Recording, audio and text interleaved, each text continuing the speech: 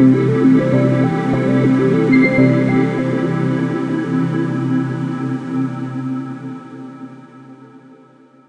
generasi Smart, kali ini kita akan belajar biologi mengenai konsep dasar dan perkembangan bioteknologi. Bersama saya Asmiwati. Yuk kita simak video sampai selesai.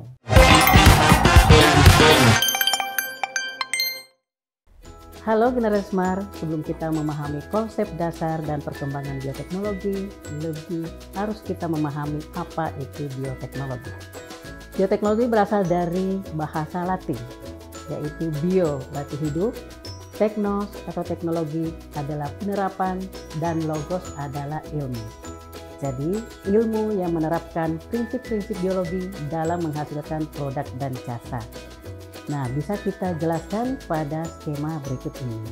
Bioteknologi itu ada input yang berupa mikroorganisme, sel hewan, dan sel tumbuhan. Kemudian, proses yaitu merupakan aplikasi prinsip ilmiah, rekayasa, dan teknologi. Dan output atau produk ada berupa makhluk hidup, hewan, dan tumbuhan yang bersifat unggul. Produk bahan makanan, minuman, obat-obatan, dan bahan bakar. Dan produk berupa jasa adalah pengolahan limbah, pemisahan logam, dan pemberantasan hama.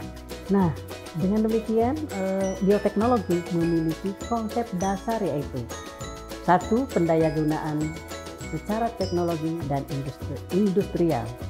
2. Menggunakan agen biologi, dalam hal ini adalah enzim, mikroorganisme, hewan, dan tumbuhan. 3. Melakukan manipulasi atau rekayasa bahan hayati. Kemudian yang keempat, menghasilkan produk dan jasa. Nah, sekarang kita akan lihat bagaimana perkembangan bioteknologi. Bioteknologi dibagi menjadi dua, yaitu bioteknologi konvensional dan modern. Bioteknologi konvensional adalah bioteknologi yang masih menggunakan produk fermentasi. Dalam hal ini, menggunakan bakteri dan jamur dalam proses fermentasi untuk menghasilkan beberapa produk seperti yang ada pada gambar. Seperti tape dibantu oleh fermentasi oleh ragi, ada tempe, dan mentega, dan lain-lain. Nah, generasi Smart semua, adapun kelebihan bioteknologi konvensional adalah sebagai berikut. 1. Kelebihannya, biaya produksinya murah. Pengaruh jangka panjang sudah diketahui. Kemudian penggunaan peralatan masih sederhana. Sementara ada kekurangannya sebagai berikut. Pertama, perbaikan genetik itu tidak terarah, memerlukan waktu relatif lama. Belum ada pengkajian prinsip-prinsip ilmiah. Hasil tidak dapat diperkirakan sebelumnya. Tidak dapat mengatasi ketidaksesuaian genetik.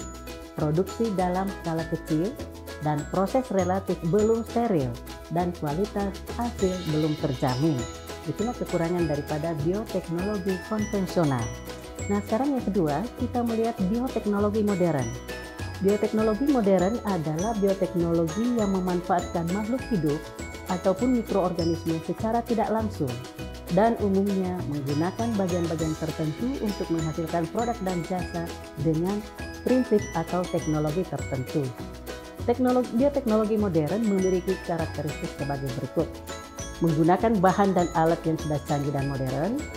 2. Memerlukan keahlian khusus. 3. Memanfaatkan mikroorganisme secara tidak langsung maupun bagian tertentu saja. Dan 4. Memanfaatkan cara yang lebih canggih dan modern seperti rekayasa genetik dan modifikasi gen dan teknologi reproduksi. Nah, adapun contoh-contoh bioteknologi modern dapat kita lihat pada contohnya yaitu kultur sel dan jaringan dan rekayasa genetik. 1 adalah kultur sel dan jaringan. Ini adalah salah satu yang dilakukan dalam bioteknologi untuk memperbanyak sel anakan dengan mengambil dari jaringan makhluk hidup. Yang kedua, ada rekayasa genetik. Rekayasa genetik merupakan suatu ilmu yang menggambarkan di mana karakteristik organisme sengaja dimodifikasi dengan memanipulasi gen makhluk hidup dan menghasilkan namanya DNA rekombinan. Nah, jenis rekayasa genetik bisa kita berikan salah satu contohnya adalah satu fusi sel, yaitu penggabungan dua sel yang memiliki sifat yang berbeda sehingga nanti menghasilkan suatu sel anakan yang memiliki sifat gabungan dari kedua sel tadi. Contohnya bisa kita lihat pada teknik hibridoma yang digunakan untuk menghasilkan antibodi monoklonal yang bisa mengenali satu antigen saja. Nah, yang kedua adalah transplantasi inti. Transplantasi inti dilakukan dengan menggunakan dua jenis sel yang berbeda, yaitu sel somatis dengan sel gonosom.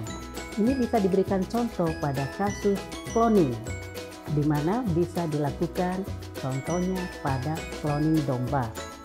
Jadi ada dua sel yang digabungkan adalah sel somatis yang memiliki inti 2N akan digabungkan, akan difusikan dengan sel telur yang intinya adalah haploid. Nah, yang berikut adalah teknologi plasmid. Teknologi plasmid bisa kita lihat pada proses pembentukan DNA rekombinan. Nah, sekarang bisa kita lihat dalam proses pembentukan insulin yang bisa kita lihat pada gambar di samping. DNA pengkode insulin dari manusia itu akan digabungkan dengan DNA plasmid dari bakteri, di mana DNA plasmid ini setelah mendapatkan gen dari sel manusia itu nanti akan disisipi ke plasmid bakteri, kemudian dimasukkan kembali di dalam bakteri, kemudian bakterinya itu dikembangbiakkan. Dengan demikian, hasil dari perkembangbiakan bakteri akan menghasilkan insulin dari hasil sisipan gen yang mengkode insulin pada manusia. Dengan demikian, bisa digunakan atau bisa membantu orang yang penderita diabetes mellitus. Nah, sekarang kita melihat hasil daripada bioteknologi tadi. Bisa kita lihat contoh-contoh soal berikut ini. 1. Mikroorganisme yang berperan dalam pembuatan tape adalah A. Aspergillus lenti, B. Neurospora sp, C. Saccharomyces, D. Rhizopus oryzae, E. Acetobacter sp. Nah, jawabannya di sini adalah Saccharomyces. Merupakan jamur yang membantu dalam fermentasi dan mengubah karbohidrat menjadi gula. Contoh kedua, salah satu contoh bioteknologi dalam kondisi steril adalah A. Pembentukan antibiotik, B. Pengolahan limbah, C. Pembuatan etanol, D. Pembuatan asam sitrat, E. Pembuatan pupuk kompos. Nah, tentu jawabannya di sini adalah A, karena pembuatan antibiotik itu adalah bioteknologi yang sudah dilakukan dalam kondisi steril. Yang ketiga, berikut merupakan tahapan proses kultur jaringan pada tumbuh-tumbuhan. 1. Eksplan diambil dari jaringan muda. 2. Eksplan diletakkan di medium kultur. 3. Eksplan dicuci dengan alkohol. 4. Sel kalus dipisahkan dan diukur. 5. Plantlet ditanam secara hidroponik. 6. Pemberian hormon sitokinin pada kultur. Nah, sekarang urutan proses kultur jaringan yang benar adalah, nah, di sini jawabannya adalah B, yaitu eksplan diambil dari jaringan muda, nomor 1, kemudian eksplan dicuci dengan alkohol, kemudian ketiga, eksplan diletakkan di medium kultur, 4. Pemberian hormon sitokinin pada kultur, 5. Sel-sel kalus dipisahkan dan diukur, 4. Plantlet ditanam secara hidroponik.